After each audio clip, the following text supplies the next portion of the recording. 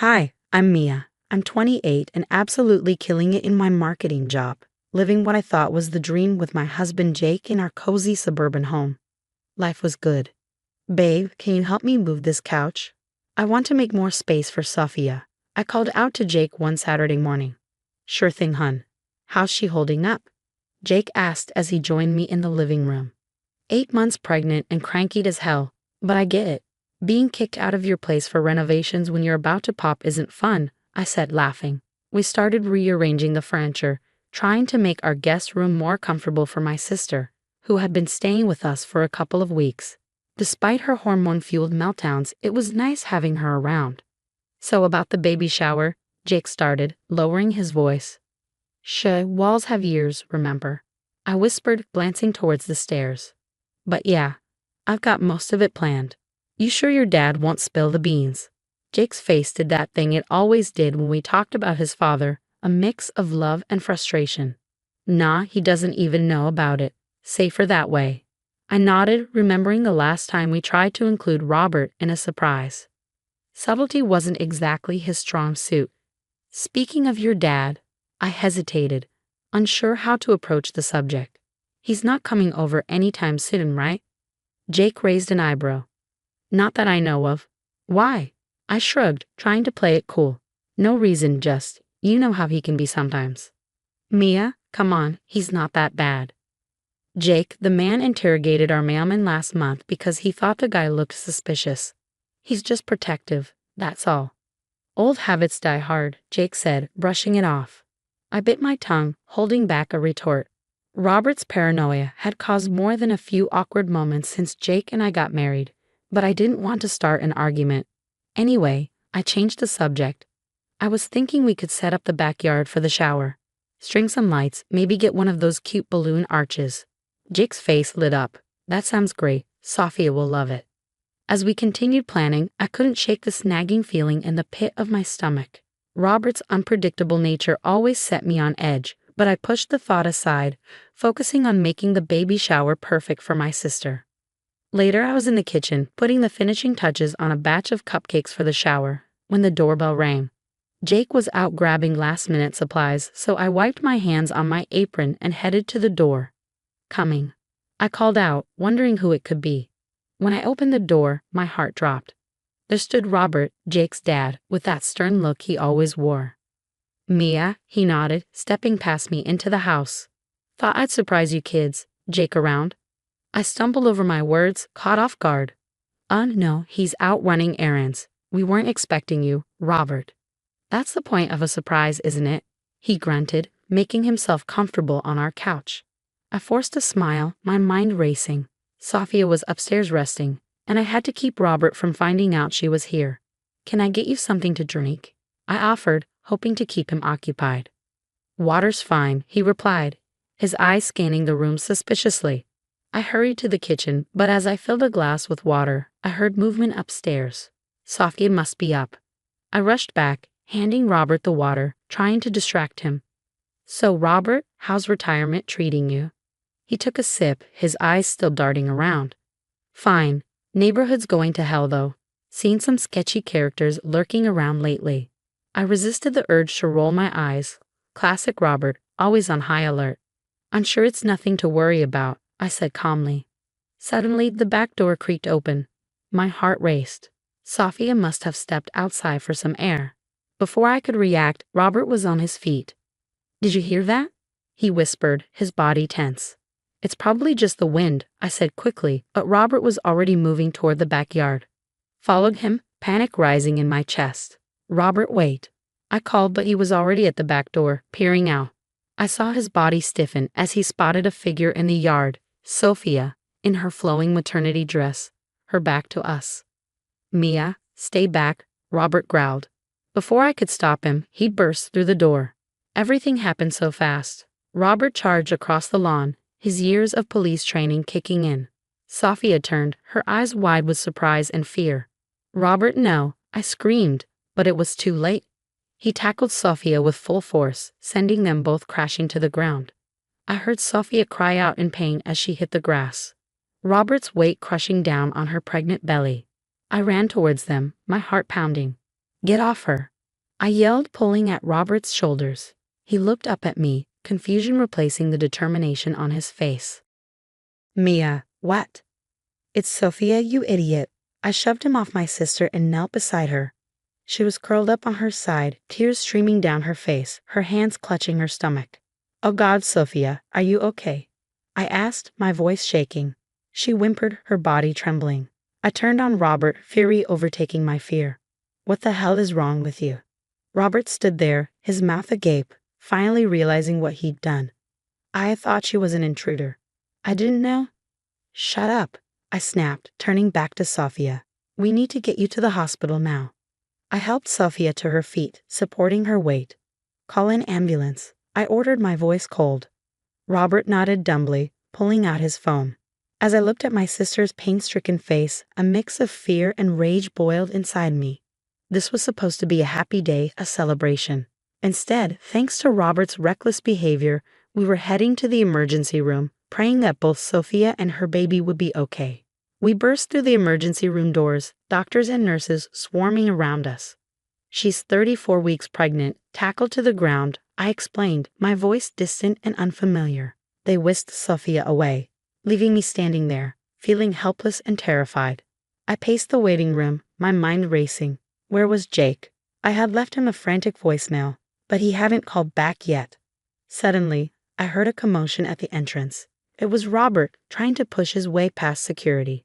I'm family, he was shouting. Let me through. My fury, simmering beneath the surface, boiled over. I stormed over to him. You, I began, my voice shaking with anger. You have no right to be here. Look what you've done. Robert's face hardened. Now listen here, Mia. I was trying to protect. Protect? I laughed bitterly. You could have killed my sister and her baby. All because you can't control your paranoid impulses. I'm a trained officer, he started, but I cut him off. You're a menace. This isn't the first time your training has caused problems, is it? Robert's eyes widened slightly, a flicker of guilt crossing his face. Just then, Jake came running in, out of breath. Mia, what happened? Is Sophia okay? I turned to my husband, tears finally spilling over. Your father, I spat, tackled Sophia in our backyard. She's in emergency surgery right now.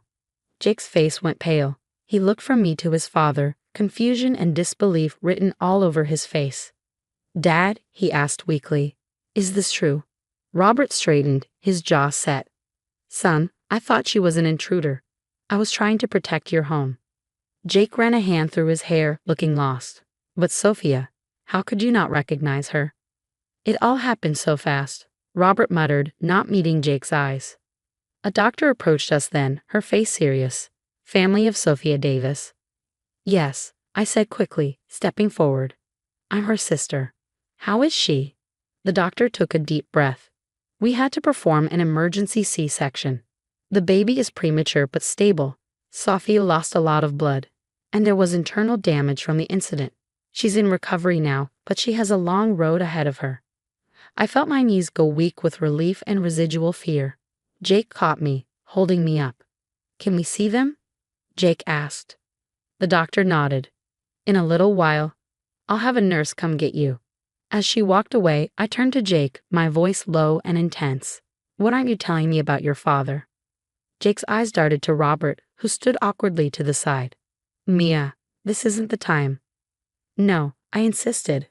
I want to know. This isn't the first time he's done something like this, is it?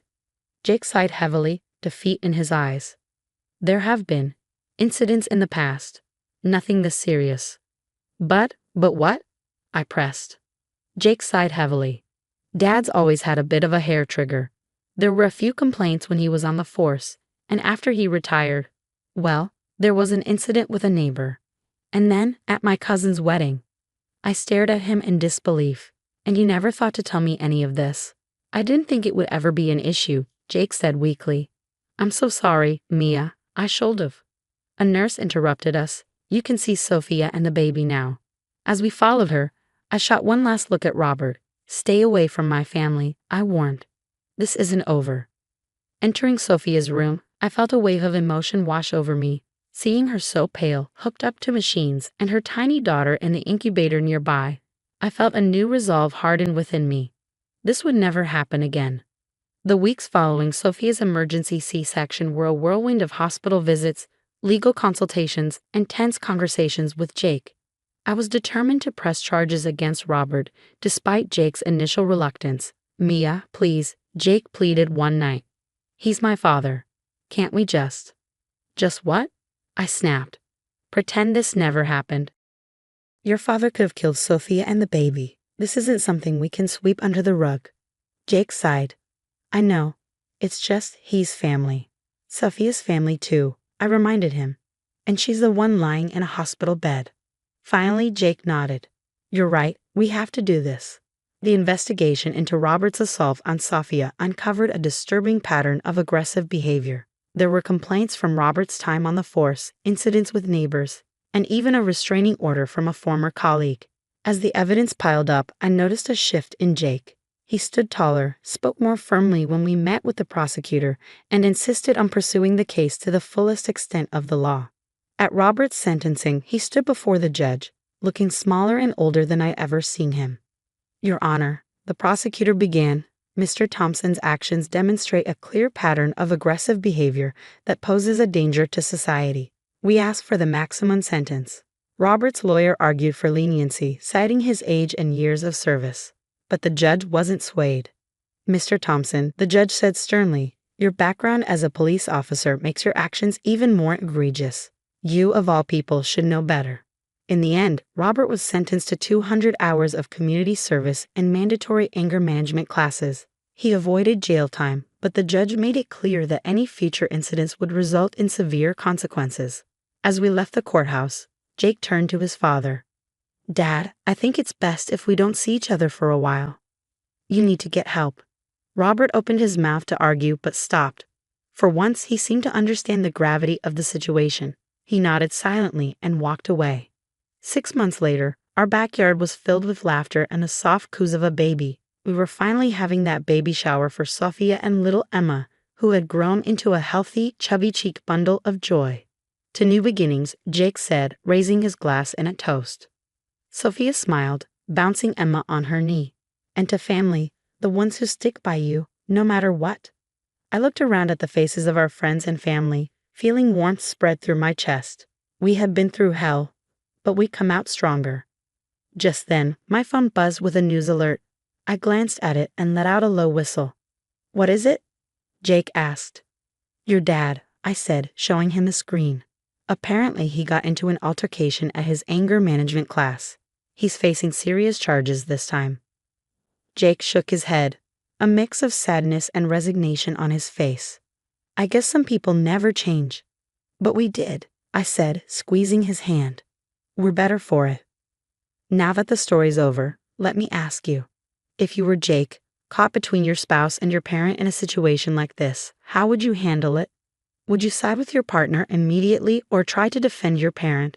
And what if you knew about your parents' history of aggressive behavior? Share your thoughts in the comments. Your perspective might help someone facing a similar dilemma. If this story resonated with you, hit that like button.